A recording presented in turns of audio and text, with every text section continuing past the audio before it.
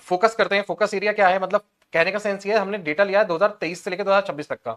हम इसमें ये जानने की कोशिश कर रहे हैं कि जो हमारा ट्रेंड है, एप्लीकेशन बेस्ड ज्यादा है या एम लक्ष्मीकांत के पेपर, जो हमारी एम लक्ष्मीकांत की बुक होती है, पेपर वहां से बन रहा है, या वहां से फैक्चुअल है, या फिर डायरेक्ट आ रहा है, या फिर हमारा एप्लीकेशन बेस्ड आ रहा है। तो 2023 में देखा गया जो क्वेश्चन है इंडियन पॉलिटी से, आपके सारे क्वेश्चन लगभग एप्लीकेशन बेस्ड हैं।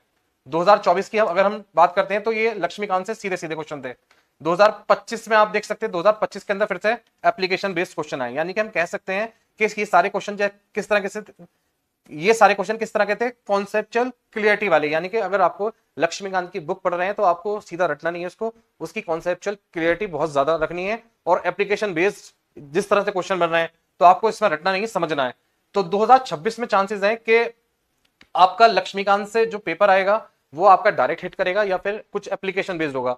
तो 2023 में जिस तरह से आपने देखा एप्लीकेशन बेस्ड, 2024 में लक्ष्मीकांत से, 2025 में आपका एप्लीकेशन बेस्ड है, तो 2026 में चांसेस है आपका जो पेपर है लक्ष्मीकांत से सीधा हिट करे।